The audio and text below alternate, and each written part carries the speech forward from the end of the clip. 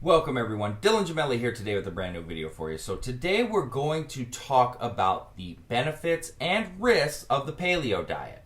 So the paleo diet is like the ultimate throwback diet, okay? It promotes a return to eating as our ancestors did in the caveman days. So this regimen is based on the idea that our bodies do best when they're fueled by the foods that existed in the Paleolithic era.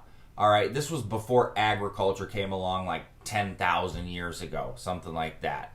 So this means no sugar, no grain, no dairy, no legumes, no beans, no highly processed cookies or cakes, and no foods with added hormones or artificial ingredients. So as for what's on the paleo menu, you got to think like your meat, your fish, your vegetables, limited amounts of fruits, nuts, and seeds. That's about it. It may not seem like much, but what you're left with are nutrient-packed foods, many of which are excellent sources of fiber, which help you feel satiated and full. Now, should you embrace the caveman way? Well, here's what to know, including benefits and risks that you need to be aware of with this diet, what types of people this diet's good for, and who should maybe consult with a physician before jumping onto the bandwagon. So here's the benefits that you can possibly expect from the paleo diet. This way of eating could possibly sound extreme to some. You're cutting out entire food groups, but it can be a healthy alternative to a typical American diet, which is high in grain-based sugary foods loaded with highly processed fats and oils. Eliminating carbohydrates and processed foods may or may not be a bad idea, especially in the case of processed carbs, but it may result in weight loss since the bulk of the American diet comes from carbs. So when you cut out processed foods and their empty calories, things like cookies, potato chips, butter, sweets, sugary drinks, you're going to lose weight as long as you have weight to lose. But the benefits extend beyond your waistline. One review of people with signs of metabolic syndrome that actually followed the diet found that when compared with other diets, the paleo approach led to small improvements in blood pressure, fasting blood sugar, and triglycerides, which are fats that are found in the blood that can increase your risk of stroke, heart attack, and death. But then, what are the risks that are possibly associated with the paleo diet? When you're cutting out grains and dairy, it can certainly help your weight loss efforts, but you may run the risk of missing out on key nutrients within your diet. So for example, some experts out there are going to actually caution against the paleo diet because eliminating dairy can leave you with lower levels of calcium and vitamin D, and over time, this could actually put you at risk of developing osteoporosis, bone fractures, or even something like rickets. Now, many also worry that the diet is often interpreted as being meat-centric. So some use the paleo philosophy basically as an excuse to eat too much meat and too few plant-based foods. And if you're not careful about the types of protein you eat, the diet can put you at an increased risk of actually developing cardiovascular disease.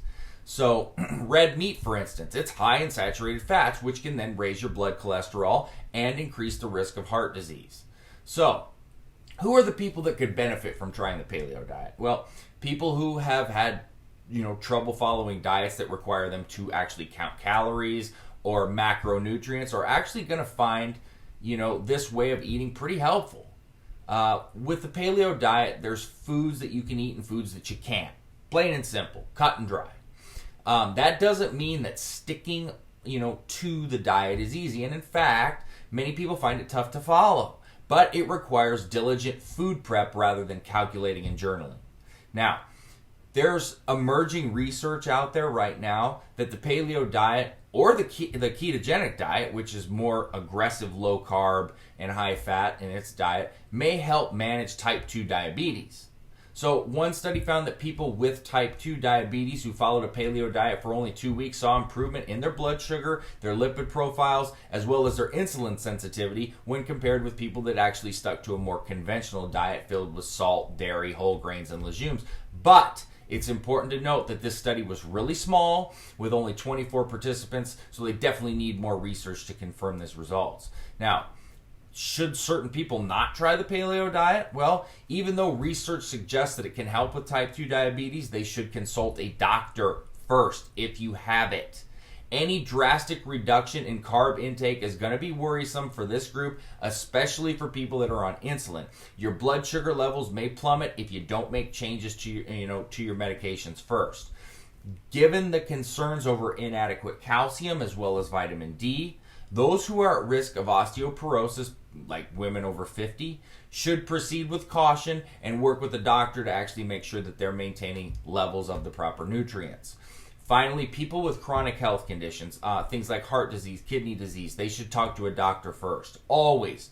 With certain kidney diseases, an excessive intake in protein could actually strain your kidneys, and it could reduce function and potentially lead to kidney failure. So there's the pros and cons of the paleo diet. It's something, it's popular. It's probably not as popular as the ketogenic diet is, but a lot of people consider it and a lot of people use it. So I wanted to give you both sides of the story. That being said, www.icearms.com/forums. I'm also in the Evolutionary Forum as well as the Elite Fitness Forum. Dylan@icearms.com is where you can get me with all questions and comments, and please don't forget to subscribe to the channel. That being said, stay tuned for plenty more to come. Dylan Gemelli, signing off.